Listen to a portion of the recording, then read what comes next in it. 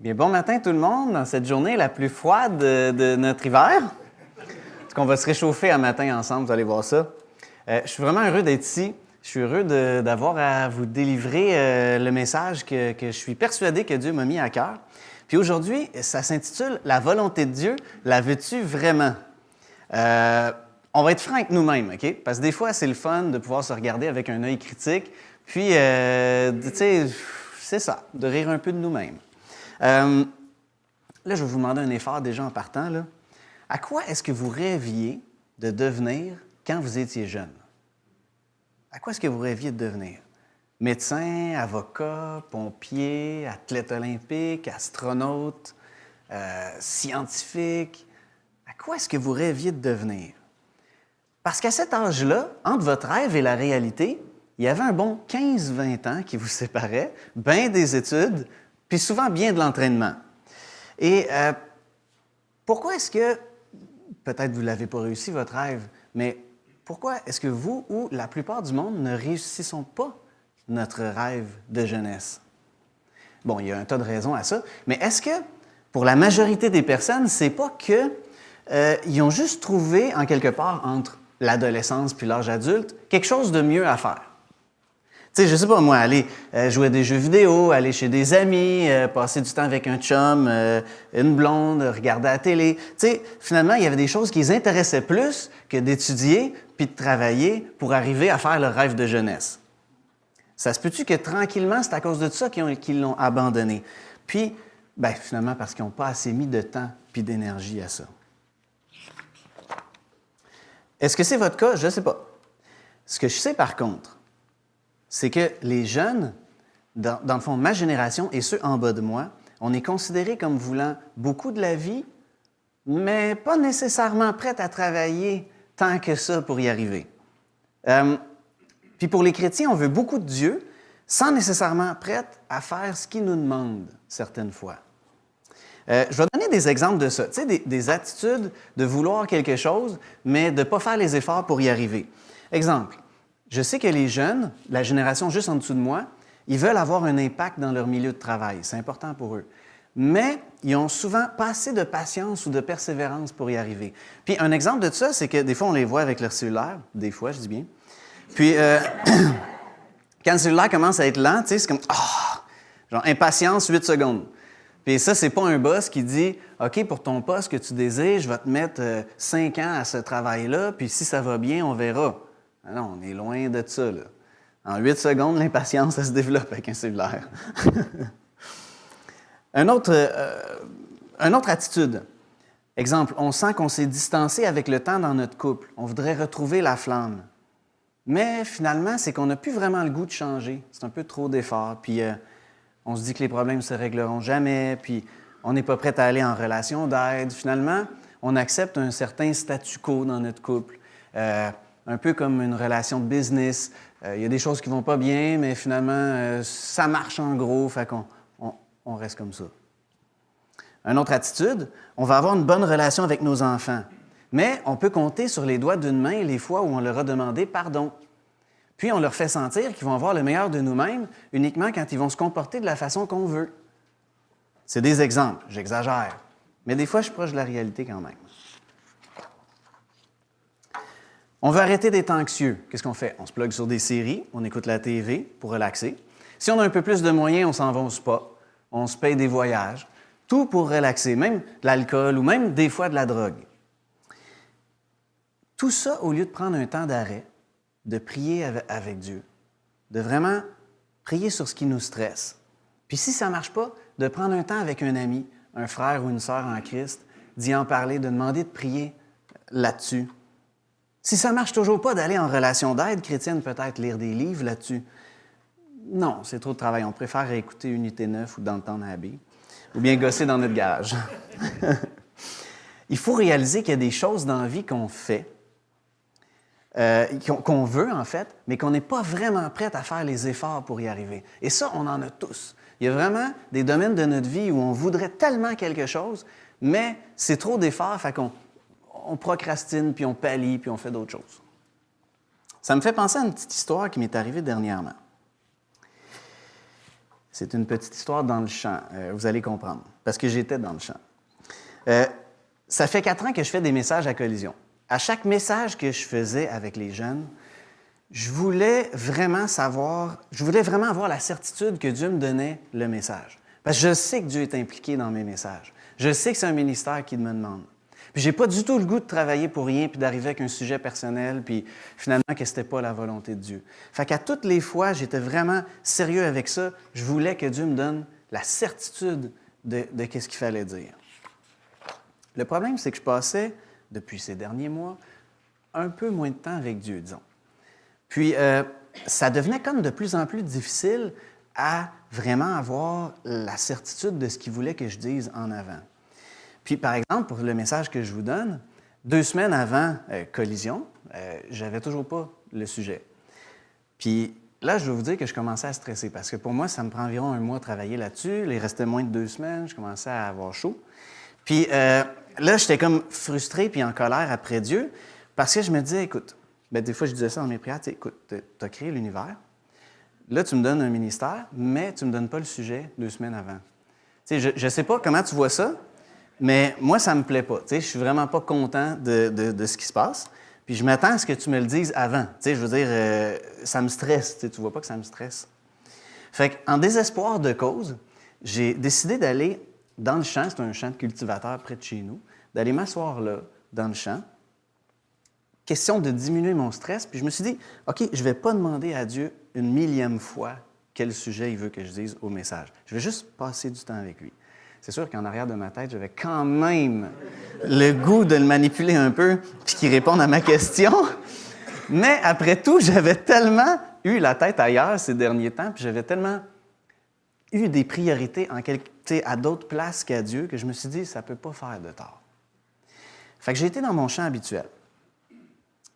Et je vais simuler un peu comment j'étais parce que, évidemment, c'était une grande étendue de glace.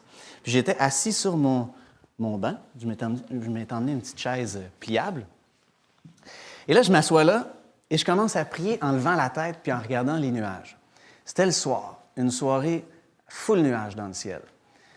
Puis, je sais pas, je suis stressé, je suis frustré, je me dis, regarde, je vais juste comme rien faire puis je vais attendre. Fait que je regarde les nuages tranquillement, puis à un moment donné, il y a des éclaircies qui se pointent, de sorte que je peux apercevoir les étoiles, puis à un moment donné, ça devient vraiment clair. Il y a un énorme visage qui est formé par les nuages, puis il y avait des nuages en hauteur, puis d'autres plus bas. Ce qui fait que la chose la plus précise sur ce visage-là, c'était les yeux, bien ronds avec une pupille et tout. Puis il me regardait, moi, seul, au milieu du champ. C'est drôle parce que même s'il se déplaçait, il me fixait tout le temps. Et sur le coup, je me suis juste dit, c'est le fun comment Dieu peut utiliser des choses de la nature pour nous parler. Puis là, très fort à l'intérieur de moi, j'ai su que Dieu me disait, avance-toi. Viens me demander pardon pour ton attitude. Viens changer de façon de penser. Repens-toi. Parce qu'en ce moment, tu es frustré après moi. Puis tu es frustré après moi parce que je ne réponds pas à tes questions dans le temps que tu veux. Puis tu n'as même pas passé assez de temps pour même écouter. Fait que c'est une mauvaise attitude. Avance-toi, demande-moi pardon. OK, j'ai raconté ça à mon beau-frère, puis il dit, c'est à ce moment-là que tu prends une pelle, tu creuses, tu mets ton orgueil dedans, puis tu renterres. C'est exactement ça que j'ai fait. Je me suis avancé, je me suis mis à genoux, j'ai dit à Dieu, OK, j'accepte de changer ma façon de penser. Je m'excuse. Je suis en colère après toi, j'ai absolument pas à faire ça. Je sais que tu n'agis pas de la façon que je veux, mais en même temps, je sais que tu es plus grand que ce que moi-même je veux pour moi. Fait que je reviens avec un peu plus d'humilité. Je reviens m'asseoir à ma chaise. Et là, je ressens vraiment en dedans de moi que Dieu me dit, écoute, je te donne, tu as tout cru dans le bec, plein de bénédictions, plein d'aptitudes. Tu as une vie merveilleuse, je te l'ai toute donnée, puis tu chiales, la bouche pleine. Puis en plus, tu es frustré après moi. Et il dit, toi, pense aux jeunes, pense à eux, aie un cœur pour les aimer, aie un cœur pour les aider. Pense à comment tu voudrais les aider dans leur vie chrétienne. Mets-toi au travail. Puis regarde-moi, j'ai tout le temps les yeux sur toi, constamment. À chaque jour de ta vie, je te regarde, je t'observe, je suis là. Si je veux te dire de quoi, crois-moi, tu vas comprendre. Comme j'avais bien un exemple en avant de moi, que j'allais comprendre. Et vous savez ce que j'ai ressenti à ce moment-là? J'ai ressenti que le Dieu qui a créé l'univers a les yeux constamment sur moi. Constamment. Ça m'a vraiment sécurisé, puis ça m'a rappelé certains versets de la Bible. Puis moi, j'avais tellement peur de m'écarter de la volonté de Dieu, mais il dit, non, dans l'attitude que tu es actuellement d'écoute, tu ne peux pas t'écarter de moi. Si je veux te parler, tu vas m'entendre. Puis, inquiète-toi pas, ça va marcher. Ça me fait penser à un passage de la Bible dans Actes 13, 2, qui dit « Pendant qu'ils servaient le Seigneur dans leur ministère et qu'ils jeûnaient, le Saint-Esprit dit « Mettez-moi à part Barnabas et Saul, Paul, pour l'œuvre à laquelle je les ai appelés. » Puis j'aimerais attirer votre attention là-dessus. Pendant qu'ils servaient le Seigneur dans leur ministère. Donc, ils étaient en train de servir Dieu dans ce qu'ils savaient que Dieu leur demandait de faire. C'était ça qu'ils étaient en train de faire. Et c'était ça que Dieu me demandait dans le chant. Sers les jeunes parce que je te demande de faire ça. Fais-le. Et qu'ils jeûnaient.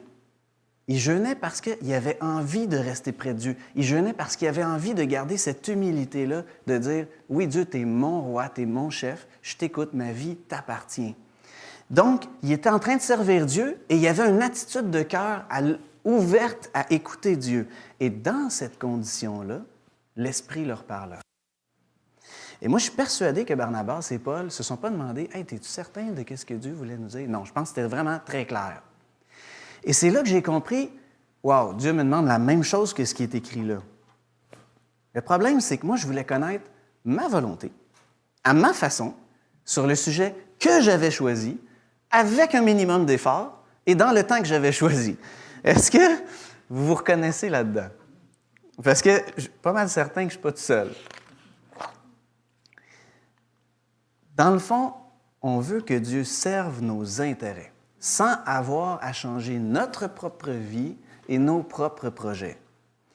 On n'est pas réellement prêt à faire les efforts pour connaître sa volonté. Des fois, oui, mais pas toujours. On veut plus qu'il réponde à nos questions, qu'il nous protège, qu'il nous dirige, qu'il nous bénisse, et tout ça dans nos propres projets. Bien, c'est pas tout à fait la manière dont Dieu agit, puis je pense pas qu'on va réussir à le manipuler. Parce que c'est un papa, puis il veut nous construire. Donc, c'est pas répondre à toutes nos questions qui est sa première priorité.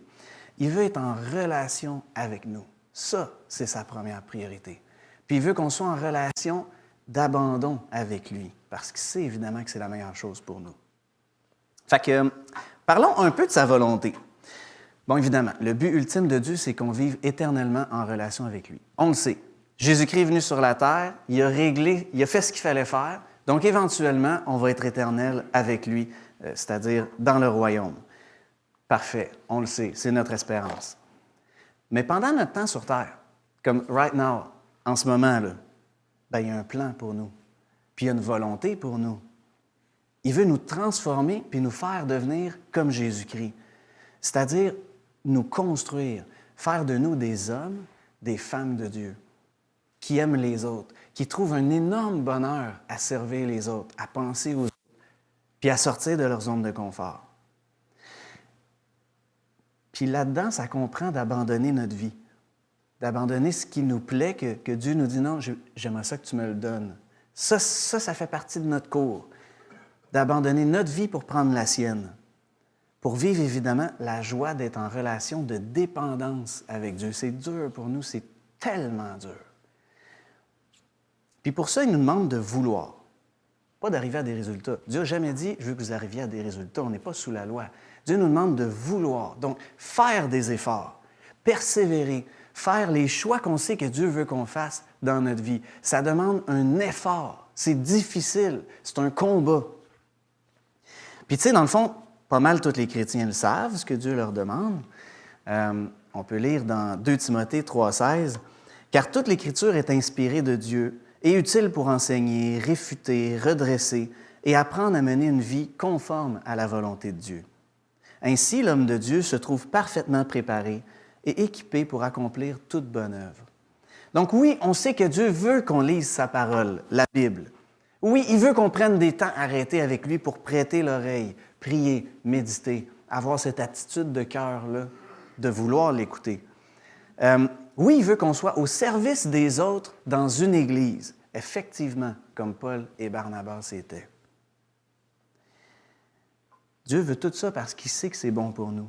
Il sait où il veut nous envoyer. Lui a la bonne vision. Mais il y a quelque chose qui veut plus que tout ça. Il y a quelque chose qui veut plus que tout ça. Et vous aviez un papier et un crayon sur votre banc. Eh bien, c'est le temps de l'utiliser. Comme Pierre disait, ce n'est pas un quiz pour savoir si vous avez bien écouté à la fin du message. Puis comme Jeanne disait, s'il fallait vraiment écrire tous nos péchés sur ce papier-là, il serait vraiment gros. Non, c'est pas ça. On va faire un petit exercice ensemble. Prenez le papier, le crayon, ou si vous êtes déjà équipé, prenez ce qui vous tente, mais pour écrire. Et on va faire quelque chose ensemble. Sur ce papier-là, marquez toutes les choses matérielles que vous possédez, auxquelles vous tenez, que vous avez un attachement à ça. Ça se peut qu'il n'y en ait pas beaucoup, c'est pas grave. Ça se peut que ça ne vous vienne pas en tête, c'est pas grave. Ce qui vous vient en tête, demandez à l'esprit de juste vous inspirer s'il y a des choses matérielles que vous possédez auxquelles vous tenez beaucoup, ou que vous y pensez souvent, ou que vous voulez acheter mais vous ne pouvez pas, peu importe. Je vous laisse 1 minute là-dessus.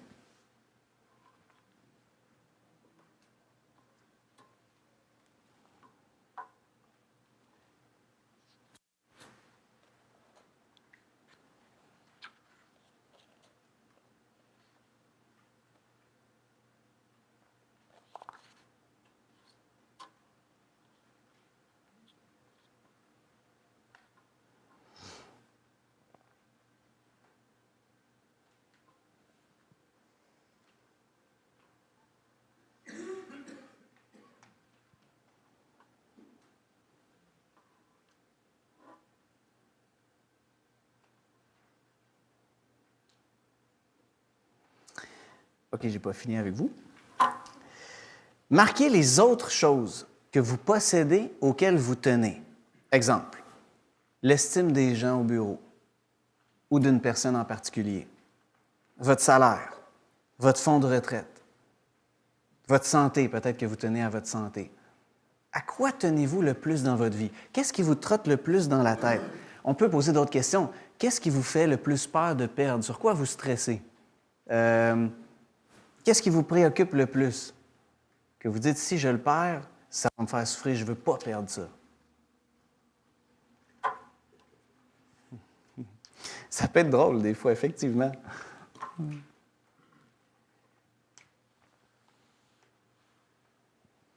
On va passer 1 autre minute là-dessus.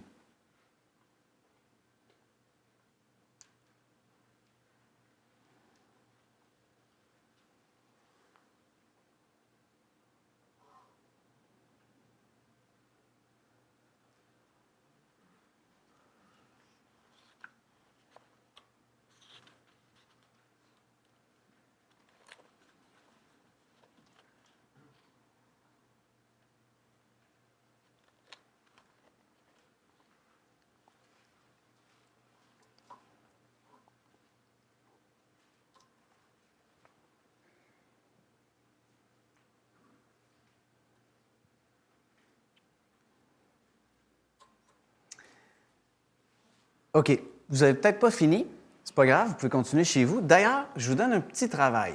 Cette semaine, je vous propose de prendre un temps avec Dieu, de revenir sur cette feuille-là.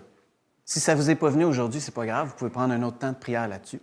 Mais de revenir sur ce que vous avez écrit et de lui abandonner chacune de ces choses-là à Dieu. Abandonner, ça veut dire vraiment abandonner. Je vais vous lire un verset que je ne vais pas mettre à l'écran.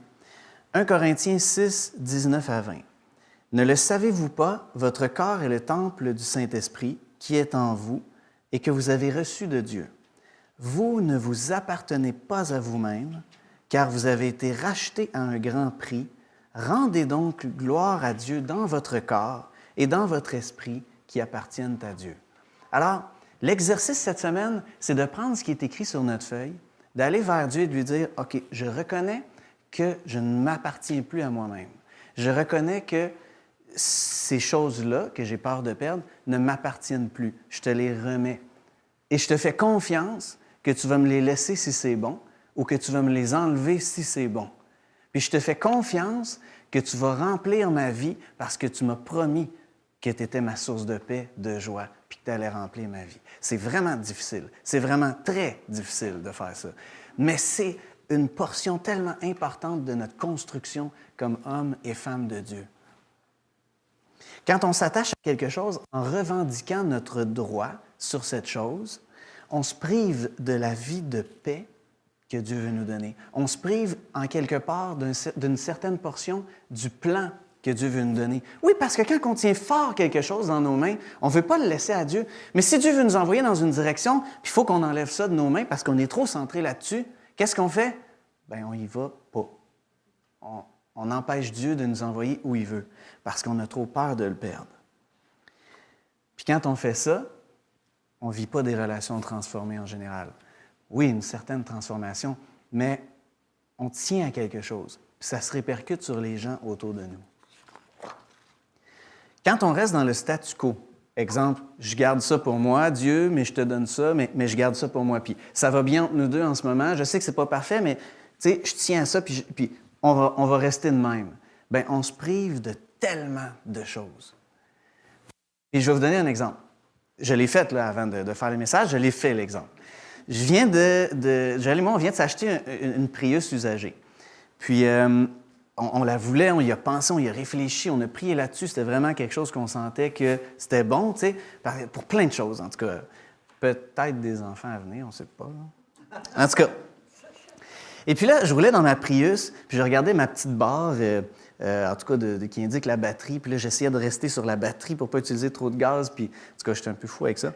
Puis là, tu sais, elle est belle, ma Prius. Elle est blanche. Il n'y a pas tant de scratch que ça dessus. Puis, j'aimerais ça qu'elle reste comme ça. Puis, tu sais, je me suis surpris à avoir des pensées de dire « Est-ce que je suis assez assuré dessus? Si je me fais rentrer dedans, c'est parce que j'en voudrais la garder, puis j'en voudrais une autre, puis ci, puis ça. » Fait qu'en tout cas, quand j'ai fait l'exercice, j'ai mis la Prius dessus, parce que j'y tenais quand même. Puis, Dieu m'a permis de vraiment lui remettre ma Prius. L'expérience que j'ai faite en entrant dedans, la fois d'après, a été vraiment extraordinaire. Je rentrais dans ma Prius, là, je conduisais, je regardais tout l'intérieur, non, mais en tout cas, c'est une affaire de gars, mais... Puis là, tu sais, j'étais comme, hey, elle est vraiment le fun, mais elle ne m'appartient plus. Elle est vraiment le fun, mais Dieu me l'a donné. Puis si je fais un accident, je la smash, puis il n'y en a plus, bien, il ne manquera pas plus de quoi à ma vie. Et là, je me suis retrouvé à être vraiment reconnaissant de ce que Dieu m'avait donné. Une reconnaissance que je n'avais pas eue avant, parce qu'en fait, ce que j'avais avant, c'est peur de la perdre, peur qu'il arrive de quoi, peur qu'elle s'en aille de plus en plus vieille, puis que, tu sais, c'était un peu ça, là. Mais là, le sentiment que j'avais, il était totalement contraire. C'était « Merci Dieu de m'avoir donné ça. Si tu veux que je le donne en don à quelqu'un, ça va faire un énorme trou dans mon portefeuille, mais je vais le faire avec foi, puis je vais être super content. » Puis j'avais plus peur de perdre ce char-là. Vous comprenez? C'est rien qu'un auto, là. C'est pas la santé, c'est pas l'estime des autres, c'est rien de ça, là. Mais l'attitude dans laquelle j'étais, c'est une attitude que j'avais envie de louer Dieu. Je vous le dis, j'ai les poils qui dressent. J'étais heureux de ça. J'étais comme, comment je peux vivre si stressé dans ma vie pour des trucs quand juste l'attitude à côté, j'ai rien changé, j'ai juste changé l'attitude. J'ai juste été reconnaissant pour Dieu. Je lui ai juste remis ce qui ne m'appartient pas. Ma vie, ma façon de vivre change. Ça a été pour moi vraiment un beau moment. Puis je me sentais pleinement en sécurité avec ça, puis en paix. Acceptez de perdre votre droit sur les choses auxquelles vous tenez. Parce que oui, dans notre société, on nous dit qu'on a des droits puis des libertés, c'est vrai. Mais Dieu nous a rachetés, puis on n'a plus nécessairement de droit et de liberté face à lui. Il faut faire confiance qu'il va prendre soin de nous. Il faut faire confiance. C'est la seule chose qui va nous permettre de dire « je te le laisse ». Faire confiance qu'il y a mieux. Faire confiance qu'il sait comment prendre soin de nous, puis que ce n'est pas nous qui le sait.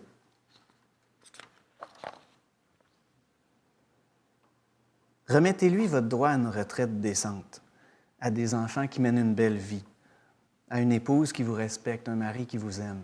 Remettez-lui ce droit-là. Parce que quand vous allez arrêter d'exiger vos droits à Dieu, puis quand vous allez vous laisser remplir de lui, croyez-moi, vos relations vont changer. Vos relations vont changer. Dieu prend soin de vous.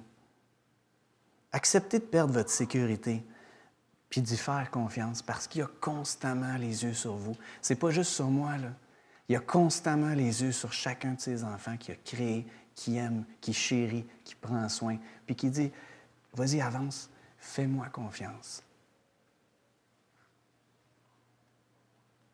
L'idée n'est pas de se jeter dans la pauvreté. C'est pas ça l'idée.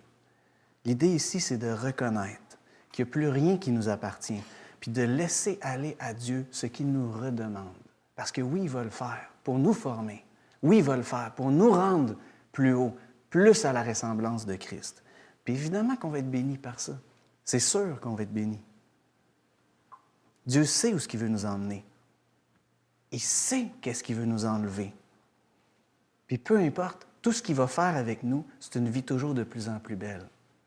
Oui, sur la terre, c'est dur, mais spirituellement, c'est toujours de plus en plus beau. Puis on s'entend-tu qu'on va tous se revoir dans le royaume? S'entends-tu que ça ne sera pas long avant qu'on se revoie dans le royaume? Ça ne sera vraiment pas long. Pour ceux qui ont 50, 60 ans ici, est-ce que ça a pris bien du temps? Ça ne sera pas long. Ça passe comme ça. Puis Dieu nous prépare à cette vie-là. Puis c'est les yeux là-dessus. Il faut mettre nos yeux là-dessus. C'est ça notre espérance. C'est ça notre vie. Puis je vous laisse sur le dernier verset. Jérémie 21, 11.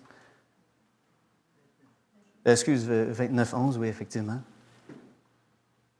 Et je vous laisse le lire en paix. Merci.